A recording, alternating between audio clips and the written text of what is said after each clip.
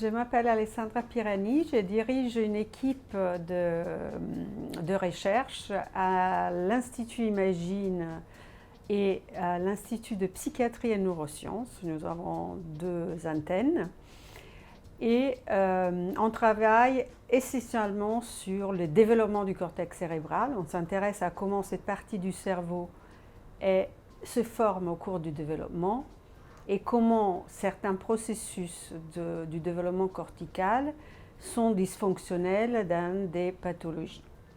Le syndrome d'hypercroissance, qui est le projet qui est étudié à l'intérieur du projet COSI dans cet RHU, implique l'hypercroissance de tous les organes et notamment aussi du cerveau. Donc notre laboratoire participe à ces projets pour étudier qu'est-ce qui se passe dans cette pathologie dans les cerveaux.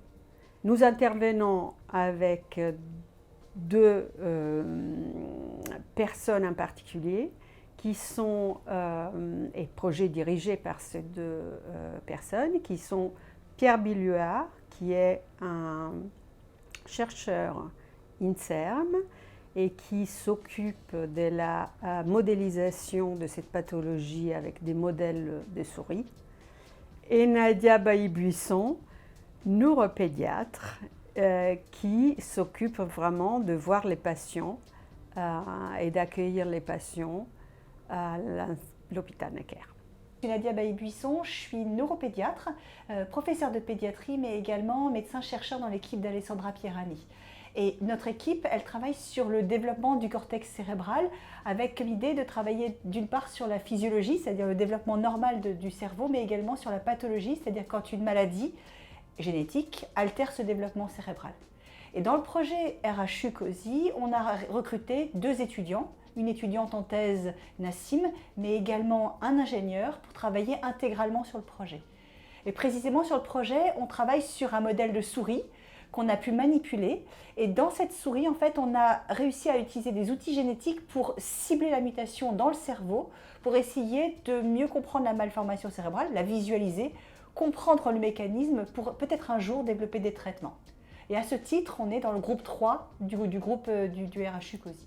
Bonjour, je m'appelle Pierre Billuart, pharmacien de formation, je suis chercheur à l'INSERM et je travaille dans l'équipe dirigée par le docteur Alessandra Pirani à l'INSERM. Dans notre laboratoire, nous développons des modèles dans lesquels l'hyperactivation d'une voie de cascade moléculaire conduit en fonction du ciblage à des développements et des malformations importantes du cortex, comme dans le cas de cortex, ou lorsque l'hyperactivation est restreinte à un plus petit nombre de cellules, on peut avoir des crises d'épilepsie observées chez l'animal.